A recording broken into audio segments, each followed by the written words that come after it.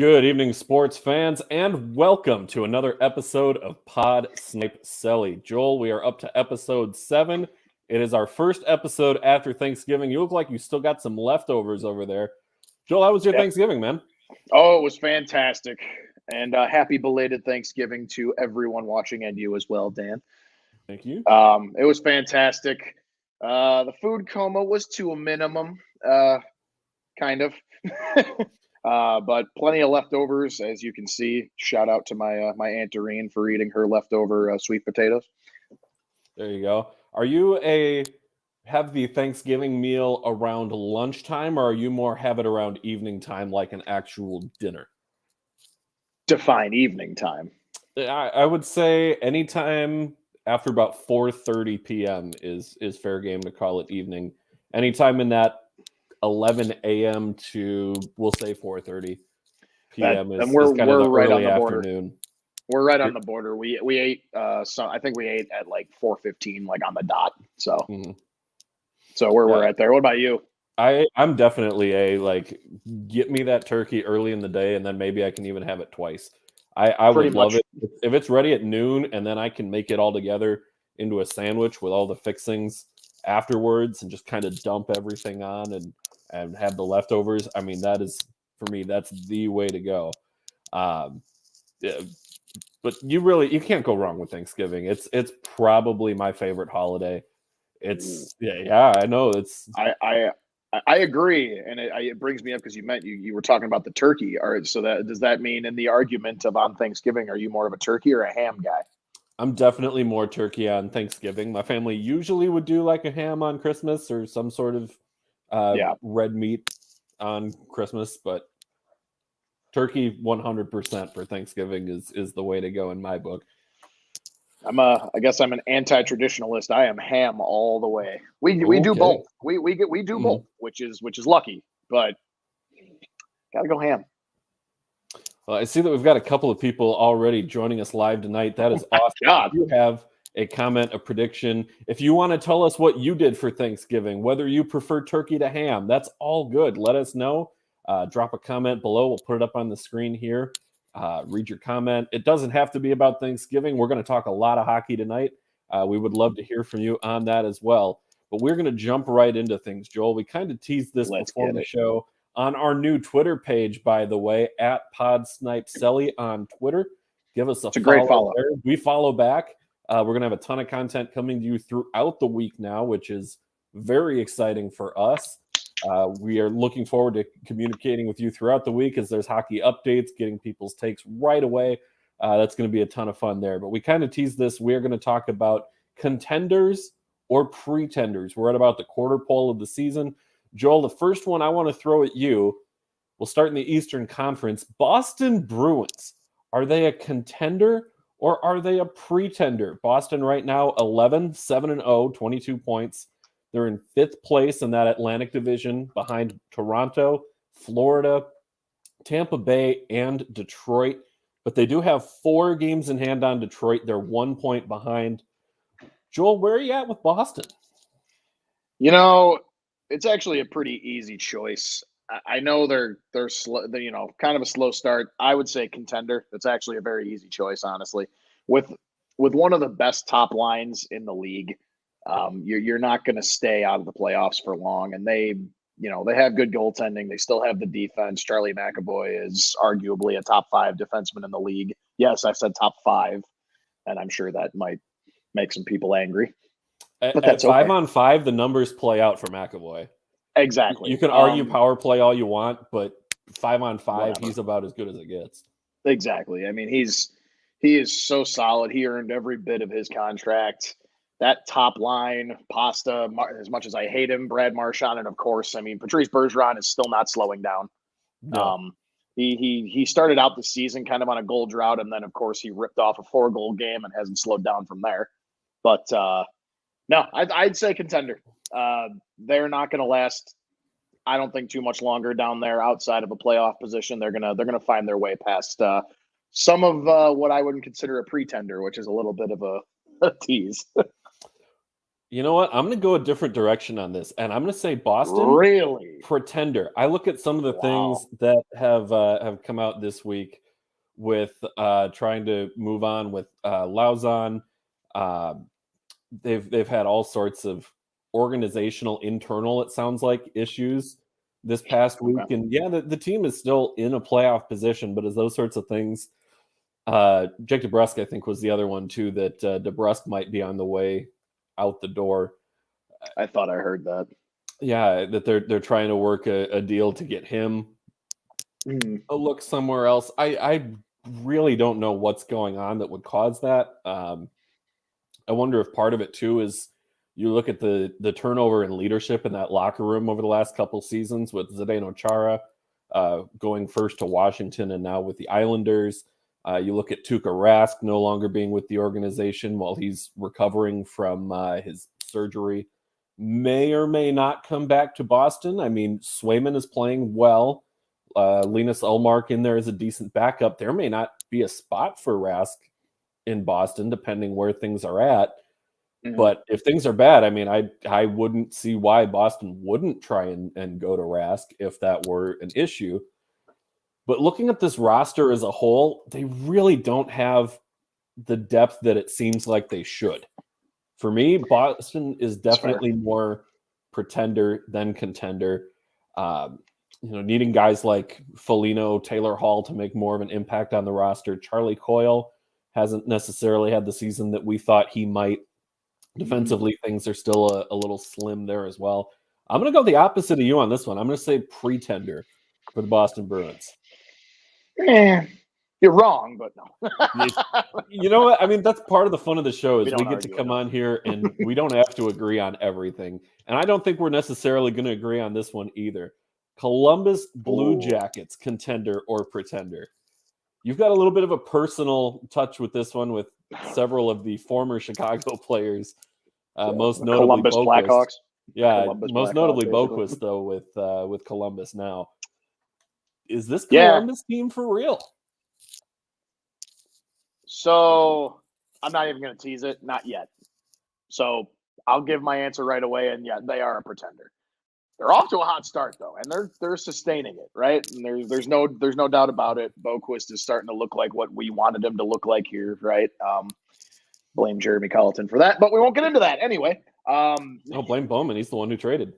Yeah, well, no. I mean, the trade has been fine for so far, but the thing is he wasn't excelling. Hey, Seth Jones has looked fantastic, man. It has. Seth Jones has looked fantastic. We'll get into that later. Or we won't. I don't know. Maybe we'll see. I'm gonna get myself a Seth Jones jersey just to piss people off. Anyway, you would. That's on brand. But on the Blue Jackets, no. I think they are a pretender now. I don't mean that in the negative connotation, though. They are a pretender this year. However, they're on their way back. So that's why could they be a contender as early as next year? Yeah, I think so. They still have the talent.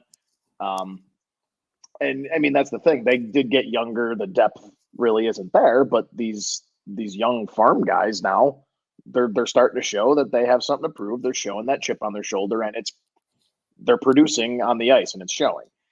I don't think it's sustainable for the full 82 game season this year. I know I think they are sitting in a playoff spot, right? They're just ahead of Detroit right now.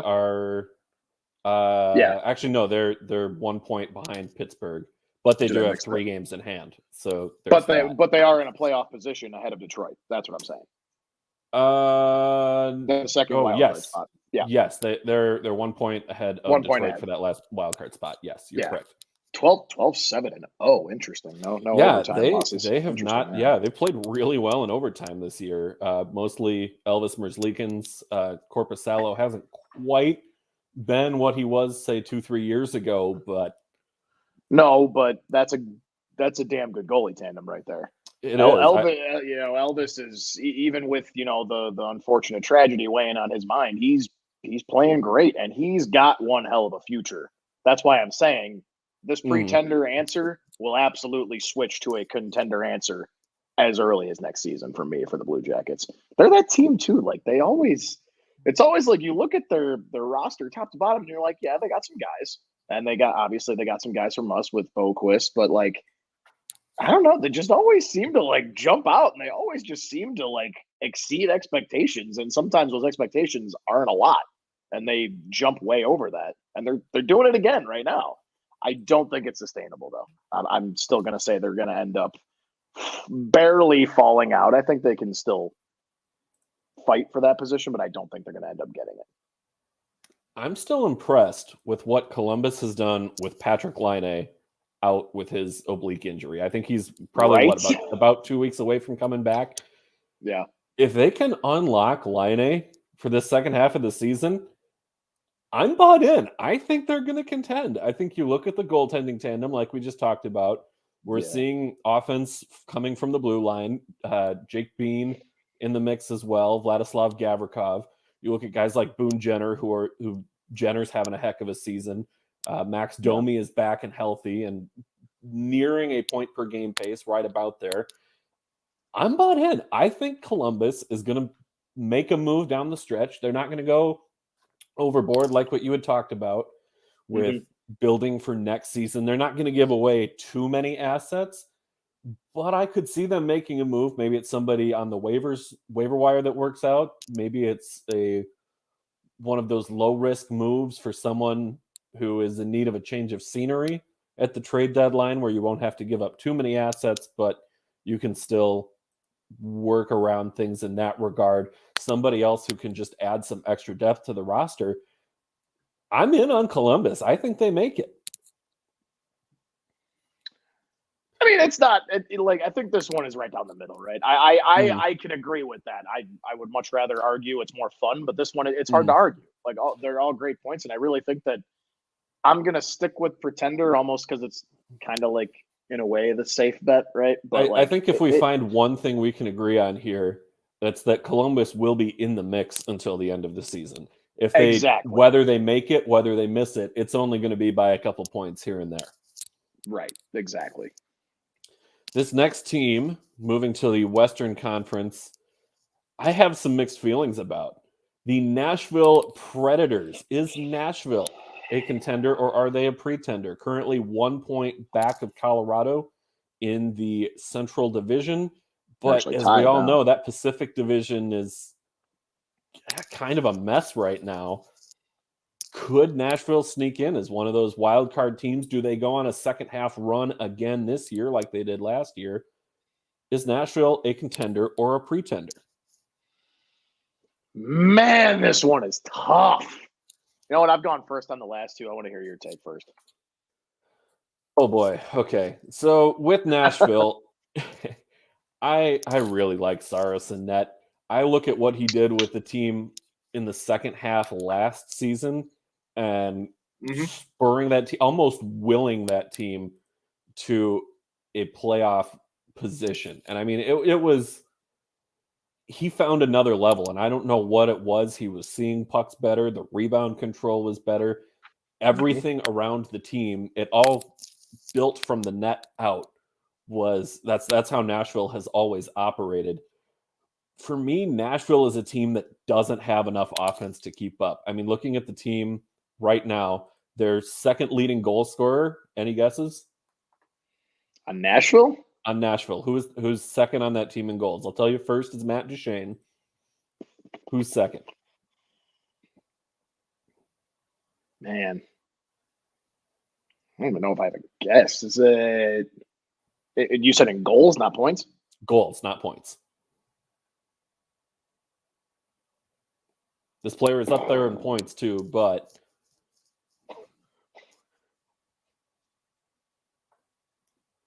I mean, it's not the obvious. It wouldn't be Roman Josi. Are you sure about that? Okay, wait a minute. I was going to say Roman Josi. It is. It's Roman Josi. Right now, Duchene, 13 goals. Roman Josi, 7. Ryan Johansson, 6. Those are your top 3 scorers for Nashville. That, to me, is not something that is sustainable over the course of the season. Josi, an excellent offensive defenseman, he cannot be the second leading scorer on this team if they're going to be a playoff team. In points, sure, kick in whatever contributions you want. He cannot be the second leading goal scorer on this team. looking at some of their younger players that are coming up, Tomasino, 4 goals. I love seeing that for him. Mikhail Granlund at 21 points, 5 goals, Your old 16 boy. assists there. Yep. Your old boy. Former Wild. One that really jumps out at me is Eli Tolvanen. He has 1 goal on the season on 56 shots, 3rd on the team in shots. Some of those are going to start falling here before long. But I just don't see Nashville having the offense needed to get them through to the playoffs. And I think Philip Forsberg, to that point, could be on his way out the door at the deadline if Nashville isn't 3rd, maybe 4th. If they're 5th in the Central Division, to me, they're done at that point. I know we've had more fun and disagreed on the first two. I'm going to agree. I'm going to say a pretender as well. I like same thing like you said. You know, when your top defenseman is also your top goal scorer, it's not good. Obviously, that's awesome, right? But like, oh, it's fun to watch for sure, right? But it's just not going to stay that way. Not to mention too, like as bad as the Pacific Division is, like we're starting to see some teams kind of pop themselves out as not being pretenders and not contenders, but they're starting to show up and see like maybe they'll make a push, right? And they'll end up taking over one of those 2 wild card spots that Nashville would eventually or would try to shoot for, right? San Jose is starting, they're onto a hot start and they're sustaining it so far, right? Their defense, like when you have a combo of Brent Burns and Erik Karlsson, I don't care how meh that they have been the last maybe like I think last season and then a little bit into the season before that. Those two are so talented, like you can always bet on they're going to do well and they're going to keep the team in it. San Jose, and they just beat us too. So I just watched them recently. So San Jose is making a push there. I don't think Vegas will keep this subpar streak going. When they finally get healthy, they're just going to shoot right to the top. I still think they're going to be up there. Yeah, I don't know. I'm going to say pretender. I think they just have, even with the Pacific Division being so meh, they just have too much to beat, and I don't think they're going to sustain what they're doing right now. And they're not even in a playoff position. Obviously, there's a 3-way tie for that second wild card spot, but Colorado will eventually get their heads out of their behinds soon, and I think they'll start to kick it into gear too and put some space between them. Yeah, I think definitely in agreement here. Predators, pretenders instead of contenders. And our last one, as we move to the Pacific Division, Calgary Flames. They are in first place in the Pacific Division. They are ahead of the Edmonton Oilers. They are ahead of the hot start Anaheim Ducks. They're ahead of Vegas, who has been banged up. They're ahead of San Jose. They're ahead of Seattle, who a lot of us thought were going to be a playoff team heading into this season. Oh, what's this a lot of us thing? There was a lot of us meaning you? There was a pretty popular take. Don't short sell that now. Let's go back to episode 1 and see what my take on that was. We'll take a look. We'll check the tape. But it was a pretty popular pick for Seattle to make the playoffs this year. Maybe not win the division, but certainly to make the playoffs. Looking at Calgary, is this team legit? I'm going to say contender on this one.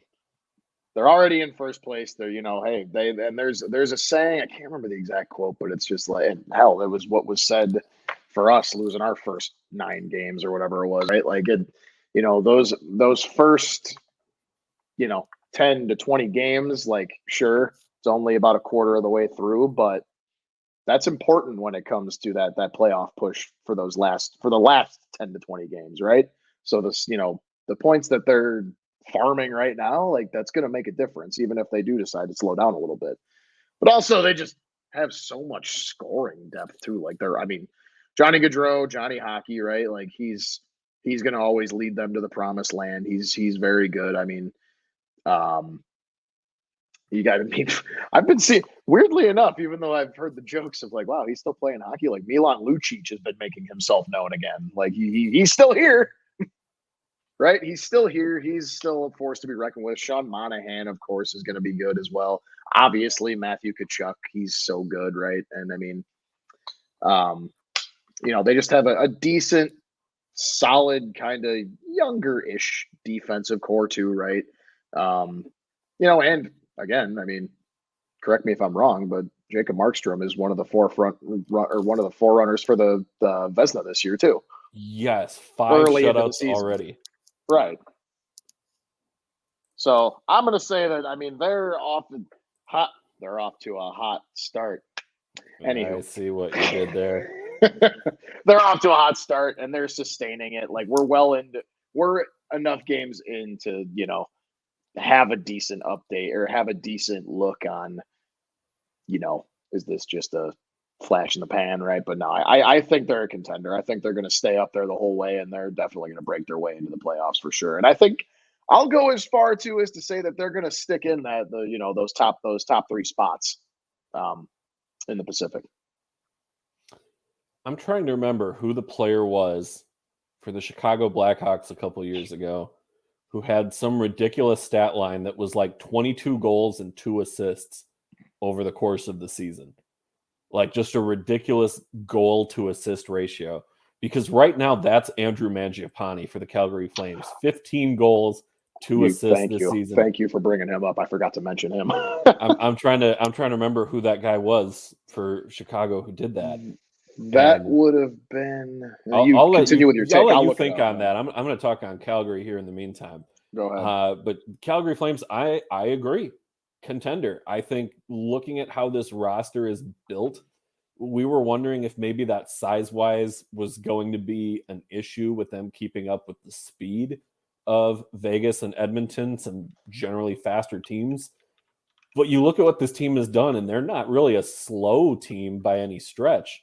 They're still moving the puck well through all zones. They've got 2 players already with Mangiapane and Tkachuk over 10 goals.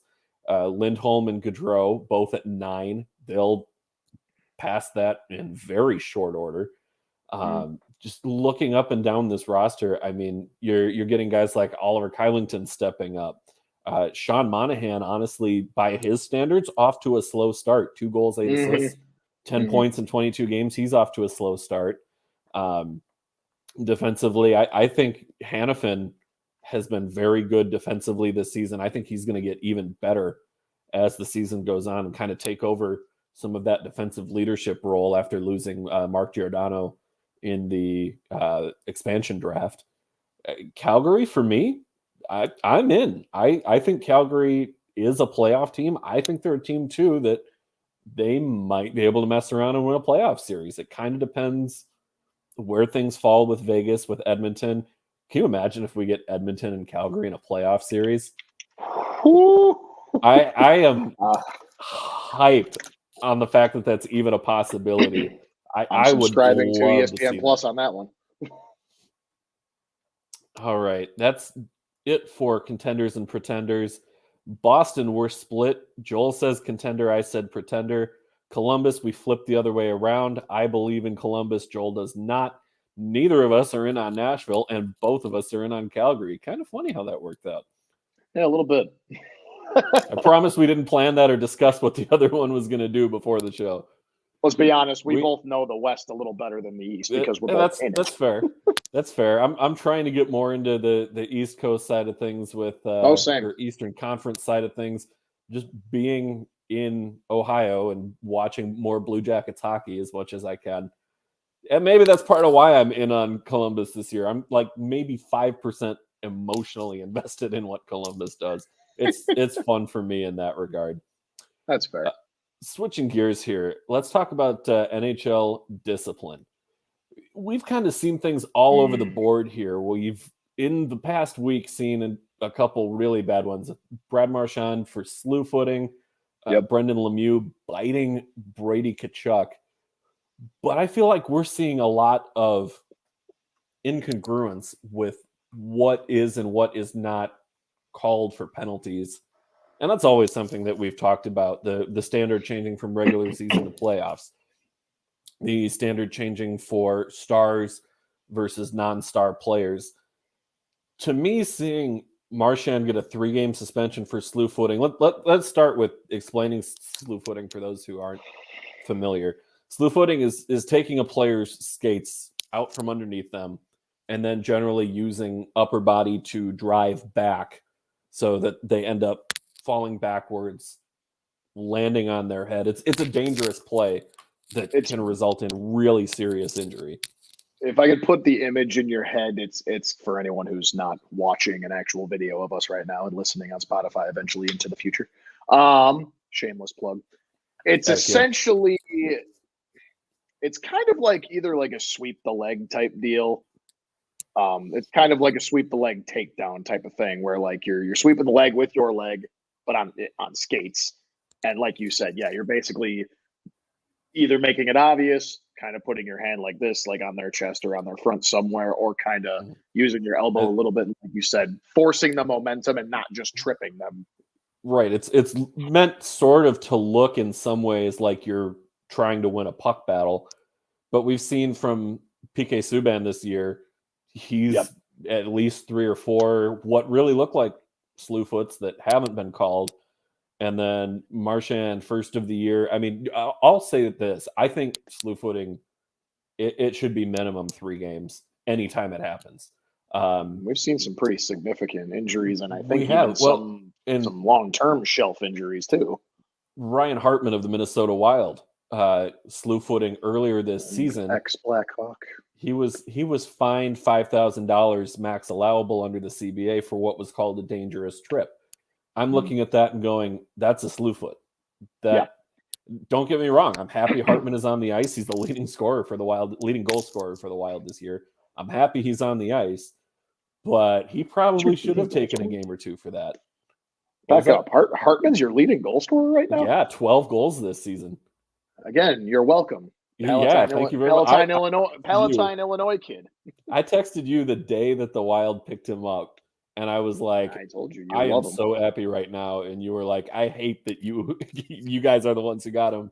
And we have to see him. I loved that kid. That was one of those. Was one of your favorites. He's so feisty. He was basically like Andrew Shaw with a better scoring ability. That's fair. Yeah, he's been exactly that for Minnesota. A little bit of an agitator, kind of mixes it up, kind of like Marcus Foligno a little bit. But again, that scoring touch is there. I miss him. Anyway. Brendan Lemieux, he had a hearing over Zoom today for biting Brady Tkachuk. Now, we have not heard, as an NHL audience, any amount of discipline for the alleged biting. It looks pretty clear on video that there was a bite. You can read Brady Tkachuk's lips as he holds up his bleeding hand to show the referee, he bit me. It's pretty clear. Me. Expletive bit me. Yeah. So what, in your mind, Joel, what is a fair disciplinary action for biting, regardless of the pandemic status as well? I was going to mention that. I mean, regardless of that, what is a fair penalty for biting? I mean, it's so tough because, like Dan mentioned, give Pod Snipe Celly a follow on Twitter. We'll tweet the video for anyone who has not seen this. Share the video. If you follow us, Pod Snipe Celly on Twitter, you can see the video, and the video that we'd be referring to, it's about the 40-second mark of the video. Dan, I think that's the same video you had, Dan, but it's about the 40-second mark. Yeah, it's about the 40-second mark. You kind of see, and the reason there's a reason I'm explaining this method is because, like, at a high level, it's hard to discipline something when, like, you really need to check every angle of footage to get the proof that whatever discipline you're laying down is justified, right? Because something else could have happened in any scrum, not even just this one, where your hand is bleeding or whatever, and the other guy can come up and they're going at it. They're going to say stuff, right? I'm not saying he made it up, and in fact, I actually believe he bit him. You can, like I said, 40-second mark, you can kind of see where it looks like he bit him. But I think it's hard to throw any suspension words out there for that right away, unless it's just so blatantly obvious. Like, like Marshawn licking the guy's face a couple years ago. Yeah, that we could tell, and thank God he stopped doing that. That was gross. Well, also thank God that was before COVID really became a thing. God.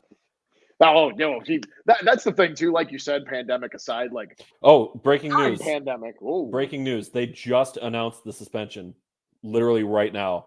NHL Department of Player Safety just tweeted Brendan Lemieux has been suspended for 5 games for fighting Brady Tkachuk.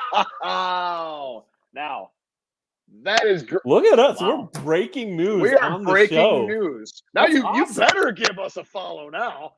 we could not have been more on topic with that. That was awesome. That was almost like it was planned. That's the theme of the show. That's what we're going to call. That's what we're going to call next week's episode. This week we called it "Bite Turkeys, Not Hands." Next week.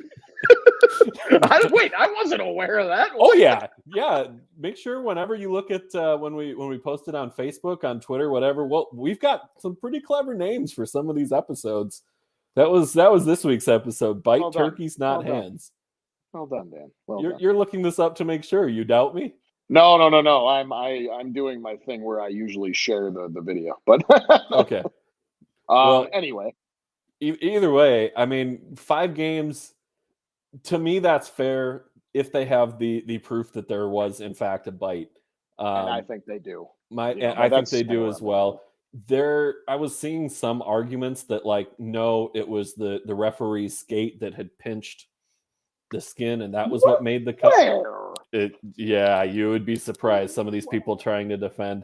Jonathan Quick was trying to defend Lemieux and say he didn't actually bite him. So there was that.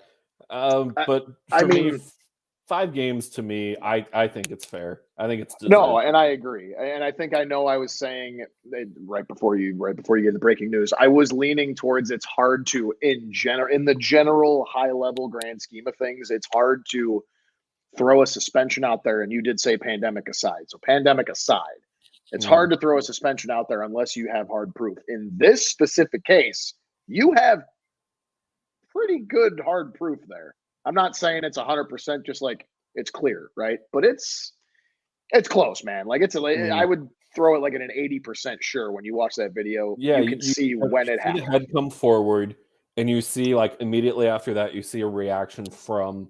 Exactly. I likened it because when you want to try and see it, you basically had to follow Tkachuk's hand from when the scrum starts on the ice from around, I think it's the 20-ish second mark when the scrum gets down to the actual ice and they're laying on each other throwing punches. You basically have to follow Tkachuk's hand, kind of like the ball in the cup games on all the Titantrons at all the games when you're trying to follow what's underneath the hat and stuff. Oh, I kill that game. I am a master at that game. I don't care how easy they make it for kids. I am 27 and I kill that game. Anyway. Speaking about this, did you see the video of Gilbert Gottfried reading Tkachuk's statement? That's another one that we'll put that up. Tkachuk. It's so good. We'll retweet that one as well from @PodSnipe Celly on Twitter. Go give us a follow there. It's a good follow. We do follow back. We do. To wrap up my point on it though, pandemic aside, you're going to need proof, but you should definitely be getting fined for doing something like that. And I even would say, even if the evidence isn't as cut and dry as the evidence we have here with Tkachuk and Lemieux, 1 game minimum. Because what are you doing, man? It's one of those kids bite each other when they're in the middle of a fight, right? This is the National Hockey League. You are a grown man.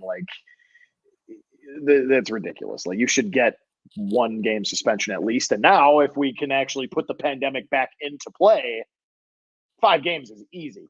We're in a pandemic, man. It's just as bad as sometimes you've been seeing in some NFL games. You see these drunk fans spitting at somebody. That's horrible. So I think, with the pandemic put into play, 5 games, absolutely, totally agree. Yeah, I think so too. I think regardless, I think you just kind of have to look at this as how egregious was it too? Was it a type of play where like, because we can see the motion of what looks like a bite, at least from the videos that we saw, and the league has more videos that we don't necessarily have, other angles they can Exactly. review. True. So they've got all of that and can kind of conglomerate that and look and really get to what happened. Plus, just asking the players, asking the referees what they saw, what they heard, that kind of stuff. I think 5 games is fair here. It just, who bites people, man? Like, why? Right. That's what I'm saying. And it's one of those things too. Like Lemieux's a rookie, right? This is his rookie season, right? Yeah, I think he's technically, I feel like it's safe he to has assume some. pretty much half of the more than 3/4 of the roster on the Kings are rookies. Yeah. So actually, no, he's not. He's not a rookie. Oh, I really? no. He actually has 194 NHL games under his belt. Okay, never mind then. He's kind of bounced around a little bit, and then with the pandemic years, kind of confusing things a little bit too. Okay. So No, he's that's fair. not a rookie. He's Regardless. fourth line guy, but yeah, I mean, yeah, like that's the thing. You nailed it on the head. Like, what are you biting them for? Like, throw, and not to mention, you had the upper hand in this. Like, you guys had the scrap, you had the fight, you went down to the ground, ice, whatever. You're both still throwing punches, but again, Kachuk's the one on the ground. Like, you have the upper hand. What are you going down to bite the guy for? Yeah, I get it. Kachuk is an edgy player himself, but he is, but still, like, you don't see him biting people.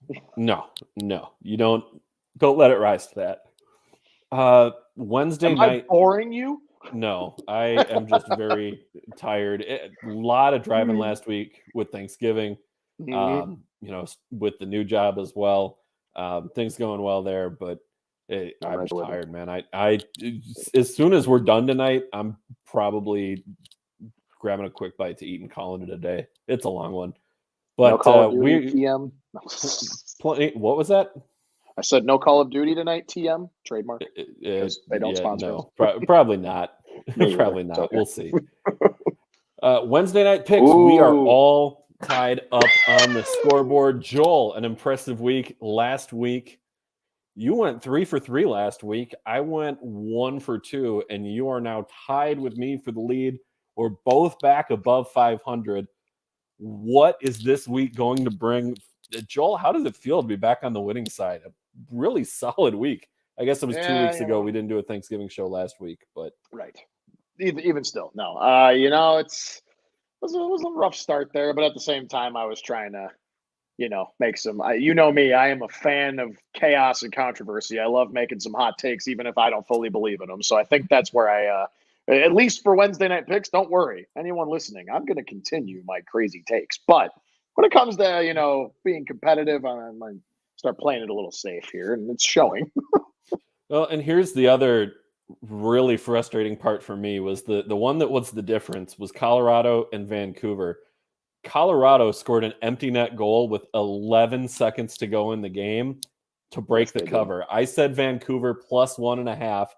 You said give me Colorado minus 1.5. So Colorado had to win by 2. And sure enough, that empty net goal with 11 seconds left was enough to put it over the top. Colorado gets the win. Gotta love the empty nets. Painful loss for Vancouver. I was momentarily a Canucks fan in those last seconds, just hoping they would either. I know. I just triggered you a little bit there. I mean, yeah. Get out. Yeah. Because I wanted to beat you that badly. It was that personal that I had to cheer for the Canucks in that instant just to see if they could come up with that goal to equalize, force overtime, and then I hit the cover. That would have been great. But speaking of Colorado, they are our first matchup of the night, and Colorado road underdogs at the Toronto Maple Leafs tomorrow night. Joel, who are you taking in this one? As I told you earlier, I'm gonna stick with some of the smarter picks. They're starting to pick up their game again, and not to mention, I bet against them the last time that they were on our picks, and they bit me for it. So I'm gonna go with Toronto here. They pulled the Lemieux. Yeah, literally. Bit They you for it. they effing bit me. Yep. But yeah, absolutely. I'm slamming Toronto on this one. They're starting to look like what they were supposed to look like. There were quite a few analysts who said before the season this was probably it was the most bet on Stanley Cup Stanley Cup matchup final. was for that to be the final of One Colorado versus Toronto. That That's would be probably a one of fun the series too. that's one of the only series where I think we're not going to get your traditional 3-2 games or your 2-1 games. Like we're getting offensive slaughter. Yeah, fest 5-4 type games, which Yeah. in the Stanley Cup is nearly unheard of. Those tend to be Mhm. lower scoring 3-2, 2-1 type of games. I'm going to go a different direction here, but I'm going to add a contingency to this because just wait. There is a very important detail here, and that is whether or not Nathan MacKinnon returns to the lineup tomorrow for Colorado. That is enough for me to make a difference. If he is back in, give me Colorado. If he does not play, I'm hammering the Leafs. That's where I'm at with it. I think Colorado playing better as of late, still a bit to figure out. But Colorado moving back in the right direction here, 7-2-1 in their last 10 games. Toronto 9-1-0 in their last 10. I mean, these are two good hockey teams. As Let's not get ourselves with that. Yeah, as I said with the Leafs, they're starting to look like what they were supposed to look like all season, and Colorado too. They're starting to come back to what they were supposed to be. Colorado's getting healthy at the right time. Is exactly the big thing here. So if they can get Nathan MacKinnon back, Valeri Nichushkin has been under the weather, but he tested negative for COVID-19 per Peter Bauer, The Athletic. Yeah, if McKinnon's in, I'll go Colorado. Otherwise, Toronto. And I know that's kind of a bit of a wishy-washy answer, but I need to see that injury report and what's the word out of the morning skate before I confirm what I'm going to do there. But I have it on the record now that will be my pick. Colorado if MacKinnon plays, Toronto if not. I want your final answer in a tweet tomorrow before the game starts. I'll lock it in. Don't you worry about that. We'll do it. Wednesday night pick game number 2 from 2 of the very, very good teams in this league to 2 teams in this league. This is a rough one. We'll put it that way. Vancouver Canucks on the road -120 at the Ottawa Senators +100. I put these lines in earlier today, and Joel, I'm going to let you go ahead here. I'm just going to check on them real quick, see what where we're at and what that +100 just doesn't quite sit right. And I bet that line has probably moved a little bit. Nope, still -120 and +100. So those are still the lines. Okay. I mean, man, this is like one of those things where if we were doing like a legitimate betting preview, it's just like, oh, if we weren't like actually selecting games, if we were like saying, if we did like something like a like it, love it, or stay away from it type deal, I'm staying as far as humanly possible away from this game. But that's part of why I made you pick it for tonight. That's fair. So it's kind of one of those things where in football, you pretty much never bet against Brady in the playoffs, right? In hockey, it's very hard to bet against a Connor McDavid, right?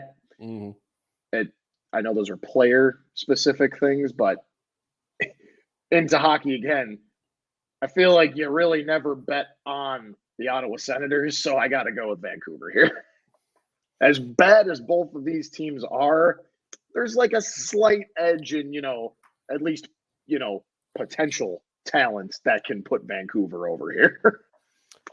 How far Matt Murray has fallen from grace after winning back-to-back cups with Pittsburgh, and now he's sent through minors. Nobody picked him up. That contract is brutal, too. He's still got, I think 4 or 5 years left on that deal. I'm looking it up right now. But Matt Murray, it's just 3. Just 3 years left on the deal, including this one. But at $5.1 million, 3 more years on the deal, modified no trade clause, 10-team no trade. That is ugly, man. I mean, I feel bad for the guy, honestly. As for Ottawa, 1-9-0 in their last 10 games. Vancouver 2-8-0. This is going to be ugly hockey. It's going to be sloppy. Does Vancouver have the better roster? Yes. But I like a home underdog, man. There's something about a team playing at home and getting plus money on the team playing at home, especially when both of these teams are bad and weird things can happen. I mean, look at last night with the Arizona Coyotes, where Carl Vejmelka, I think I'm saying that right, Vejmelka, 46 saves, and he shuts out Winnipeg. Winnipeg outshot Arizona 46-15 for the game. They out-hit, they out-face off, they had more time on the power play, and Vejmelka stopped everything. It was just an otherworldly performance out of him last night, and I had to work that in the show here somewhere. Maybe Philip Gustafsson in net for the Senators is able to do something similar. Maybe he's able to steal a game. Whoa, what was that? You're lagging here, man. Yeah, you're lagging real bad. My headphone. Something is going very weird. So I'm just going to vamp here for a minute and see if we're able to get things going in a different direction here. But Joel taking Vancouver, I'm taking Ottawa. Just for the home underdog factor, weird things can happen at home. I'm going to go with Ottawa on this one. So we're basically different on the first two, pending the McKinnon pick. Moving into our third one here, Seattle Kraken plus 110 at the Detroit Red Wings minus 130. That is a game for Detroit. They are in action right now, trying to get the score called up here and get whatever the most recent up-to-date version of that score is. Any second now. There we go. Red Wings up 1-0 on the Boston Bruins through 2 periods. Philip Zadina with his 4th goal of the season gives Detroit the lead there. Seattle plus 110 on the road at the Detroit Red Wings. Joel, let's give it a shot and see if your mic is back online and working the way we need it to here. Testing.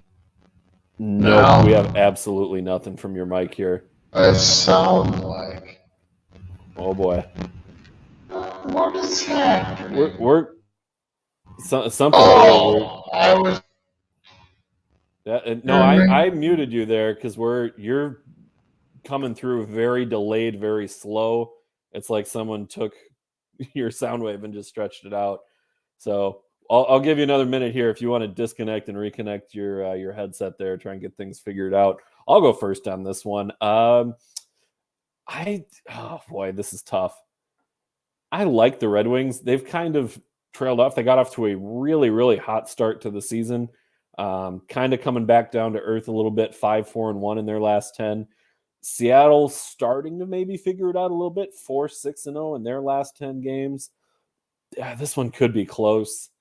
I'm going to take the Red Wings at home in this one. See what we can do on that. But I'll go Red Wings here. I think that's the smart play to make. Joel, how about for you? Oh boy. Yeah, it's still. Is it? Oh, I hope it's not something on my end. Maybe it's sounding weird. Somebody who is watching the stream, if you could comment and let us know, can you hear Joel okay, or is it on my end?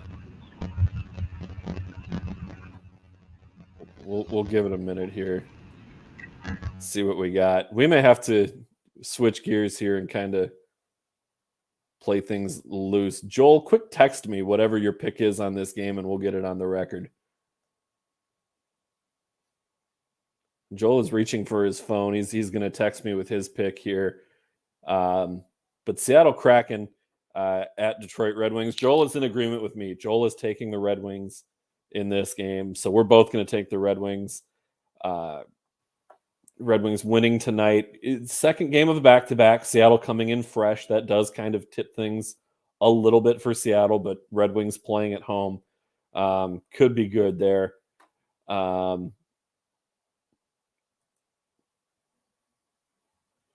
It's supposed to say Joel there. Joel sounds pretty robotic on my end. So yeah, there we go. Joel's David Drums watching on YouTube. Thanks for the comment checking in there. So we're still having some issues with Joel's mic. So I think what we'll do here is What about now? There we go. Hey, there we go. Yay, he's back. I think who was that? Who was that again? David Drums? That was David Drums. David Drums, you just gave me good luck. I play drums too as well, so we're almost like brothers, but we're not. Anyway. Well, it's funny because David Drums is my brother. That's my younger brother checking in for the show. So thank you. I didn't know that. Yes, that's my little brother. How's there we it go. going, man? That sounds good. Thanks, David, for helping out with that one. I've seen him play drums. He makes me look horrible. I mean, you're pretty good, man. He's a drum tech, a drum teacher. So that's already eons above me. So just to kind of recap through the picks here, we both took Detroit. Joel, you took Vancouver here. I'm taking Ottawa as the home dog. Oh, I wasn't paying attention to that pick. Wow. Yeah, yeah. Because you were still trying to figure out the tech there. So yeah, I went Ottawa as a home dog. Just something about it. And it feels wrong. It does feel wrong to be taking Ottawa. Going well, dudes. Glad to catch the show live. Yeah, thanks for joining in live. Thank you. We are live every Tuesday night at 8:00 p.m. Eastern, 7 Central. And like you just saw with David on the screen there, we'll put up your comments during the show. Anything you want to let us know, we're always happy to talk throughout the show. We do want this to be a viewer-driven show, and that's part of why we added the Twitter account here too, was so that we can be engaging more with our listening audience. We thank you so much for tuning into these shows every week. Our last pick here, Toronto. Joel took Toronto. I'm taking Colorado pending Nathan McKinnon's return to the lineup. Joel, now that we've got those tech issues figured out, one of our favorite segments, it's back. It's how we love to close out the show. 2 minutes for roughing. Joel, I am going to put 2 minutes on the clock. It has been a while since you did this. I had the last one before we took last week off for Thanksgiving. Do you need a moment to take a swig of water, get those vocal cords rehydrated after a long show here and finish strong with a solid 2 minutes for roughing? It's going to be tough to go 2 minutes on this one, but you know what? It's going to be one of those nicer rants. It's not something I'm so angry about, but I'll count you in here. We got.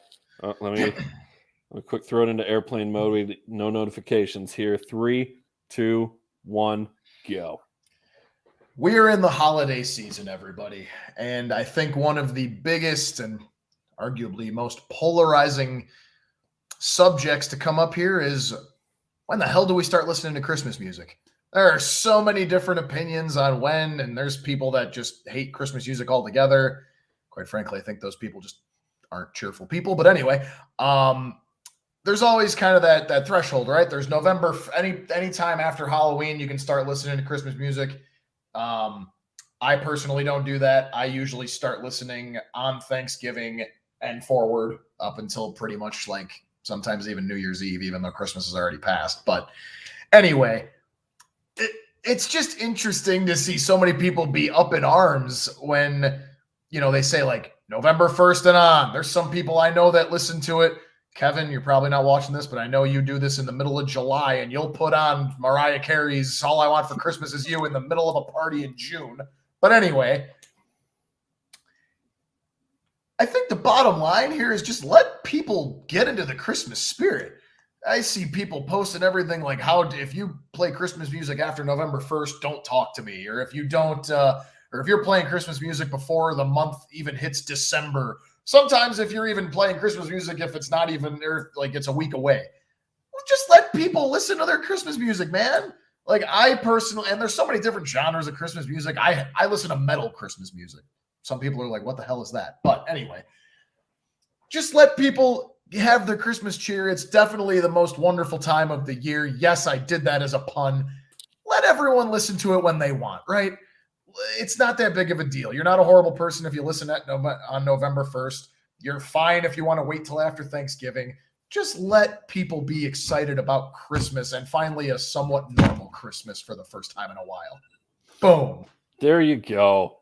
Wrapping up the show strong. A solid 2 minutes for roughing segment there. When do you Joel, start, Dan? When do you start? Usually for me, it is I generally go like you after Thanksgiving. My fiance is an any time of year. If it happens to pop into her head, she will sing Christmas music and not even realize that she's singing Christmas music.